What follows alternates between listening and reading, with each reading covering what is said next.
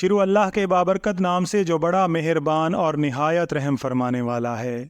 ناظرین کرام، ایک دفعہ کا واقعہ ہے کہ حضرت شاہ حسین رحمۃ اللہ علیہ اپنے ڈیرے پر یاد الہی میں بیٹھے ہوئے تھے۔ بہت سے فقراء بھی موجود تھے۔ یکا یک دل میں خیال آیا کہ آج کہیں لاہور شہر سے باہر سیر کے لیے چلتے ہیں۔ آپ نے اس خیال کا اظہار اپنے پاس بیٹھے ہوئے فقراء اور مریدوں سے کیا۔ ان سب نے آپ کی رائے سے اتفاق ظاہر کیا، لیکن اس کے ساتھ ساتھ یہ خواہش ظاہر کی کہ آپ سرکار تمام فقراء کو میٹھے روغنی نان کھلائیں گے۔ اس پر حضرت شاہ حسین ہنس پڑے اور کہا کہ ہاں، میرا اللہ انشاءاللہ تمہاری خواہش پوری کرے گا۔ پس وہاں سے حضرت شاہ حسین ہنسی خوشی لاہور کے باہر ایک طرف چل پڑے۔ ایک جگہ سے دریائے راوی کو عبور کیا اور آبادی کی طرف بڑھے۔ اس آبادی کا نام منڈیاں والا تھا۔ حضرت شاہ حسین سیر کرتے ہوئے اپنے دوستوں کے ساتھ وہاں پہنچے۔ جب گاؤں کے لوگوں نے دیکھا کہ یہ بہت سے فقراء کہاں سے آ گئے ہیں، تمام گاؤں میں ایک دم چرچا ہو گیا۔ تمام گاؤں کے لوگ انہیں دیکھنے کے لیے جمع ہو گئے۔ فقراء کو دیکھتے ہی ان کے ذہنوں میں یہ بات آئی کہ کیوں نہ ان سے بارش کے لیے دعا کروائی جائے، کیونکہ ایک عرصہ سے خشک سالی تھی، لوگ پانی کی بوند بوند کو ترس رہے تھے۔ لہٰذا انہوں نے سوچا کہ بہتر موقع ہاتھ آیا ہے اور اللہ کے ان فقیروں سے بارش کروائی جائے۔ حضرت شاہ حسین کی شہرت پہلے ہی کافی تھی اور لوگ غائبانہ طور پر آپ کے نام سے متعارف تھے۔ جب انہوں نے ان فقراء میں حضرت شاہ حسین کو دیکھا تو انہیں یقین ہو گیا کہ یہ بڑے بلند پایہ فقیر ہیں اور اللہ ان کی دعا سے ضرور بارش دیں گے۔ یہ سوچ کر انہوں نے فقراء کو بارش کے لیے دعا کرنے کو کہنا چاہا۔ ان کے ذہن میں یہ بات بھی اٹھی تھی کہ اگر یہ فقراء سچے ہوں گے تو بارش ضرور ہوگی، اور اگر صرف انہوں نے ظاہری طور پر فقراء کا لبادہ اوڑھا ہوگا تو بارش نہیں ہوگی۔ اس طرح ان فقیروں کی آزمائش ہو جائے گی کہ یہ اصلی ہیں یا نقلی۔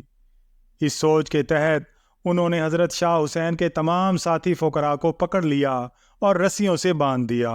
صرف حضرت شاہ حسین آزاد رہ گئے اور ان کی خدمت میں آ کر عرض کرنے لگے کہ حضرت، ہمیں بارش کی سخت ضرورت ہے، اس لیے بارش کے لیے دعا فرمائیں۔ اس گاؤں کے معروف لوگوں میں ایک شخص پہاڑ خان نامی بھی تھا، جو بڑا رئیس اور امیر کبیر تھا۔ وہ بھی فقیروں کا بڑا معتقد تھا۔ وہ آیا اور اس نے فقراء کے متعلق تمام باتیں سنی، مگر اس نے بھی وہی مشورہ دیا کہ حضرت شاہ حسین سے بارش کے لیے دعا کرواؤ۔ اگر ان کی دعا سے بارش نہ ہوئی تو ہم ان کے فقیروں کو زد و کوب کریں گے اور انہیں تمام لوگوں کے سامنے ذلیل و خوار کریں گے۔ اس کی اس تجویز پر تمام لوگوں نے ہاں میں ہاں ملا دی۔ ادھر حضرت شاہ حسین نے یہ سوچا کہ ان فقیروں کے پاس کیوں نہ جاؤں کہ جنہیں ان لوگوں نے باندھ رکھا ہے۔ چنانچہ اس نیت سے آپ ان کی طرف چل دیے۔ جب قریب پہنچے تو ہنس پڑے اور کہا کہ یا الہی، یہ تو میرے ساتھی میٹھی روٹیاں کھانے آئے تھے، مگر یہاں ان کے ساتھ کیا ہوا؟ تو ہی ہمیں عزت دینے والا ہے۔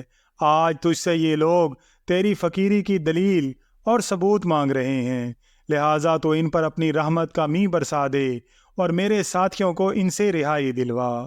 دوسری طرف انہوں نے فقیروں کو قید کرنے والے لوگوں سے کہا کہ تم نے فقیروں کو ناجائز قید کیا ہے، اور اگر تم نے انہیں نہ چھوڑا تو تم پر پانی کے بجائے آگ برسے گی، کیونکہ اللہ کے فقیروں کے ساتھ زیادتی کرنا اللہ کو پسند نہیں۔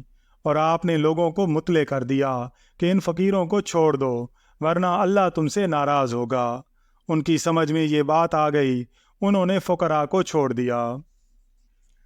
آخر آپ نے آسمان کی طرف نظر اٹھائی تو یکا یک کالے بادل نمودار ہوئے اور آپ اللہ کی محبت میں ڈوب کر ناچنے لگے۔ پس آپ کا رقص کرنا ہی تھا کہ خوب زور کی بارش ہونے لگی، حتیٰ کہ ان کے کھیت اچھی طرح سیراب ہو گئے، مگر بارش مسلسل ہوتی جا رہی تھی اور انہیں خطرہ لاحق ہو گیا کہ کہیں یہ رحمت کے بجائے زحمت نہ بن جائے۔ لہٰذا کیوں نہ حضرت شاہ حسین کے پاس چلیں اور انہیں کہیں کہ بارش رکنے کی دعا فرمائیے۔ آپ نے ان کے کہنے پر بارش رکنے کی دعا فرمائی تو بارش فوراً بند ہو گئی۔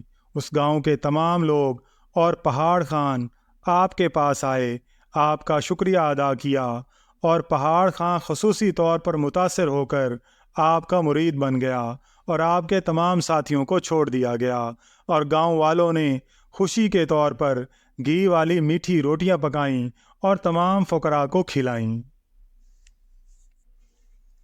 اللہ تعالیٰ سے دعا ہے کہ اللہ تعالیٰ ان نفوس قدسیہ کے صدقے ہمیں بھی راہ ہدایت پر استقامت عطا فرمائے۔ اللہ تعالیٰ سے دعا ہے کہ اللہ تعالیٰ ہم سب کا حامی و ناصر ہو، آمین یا رب العالمین۔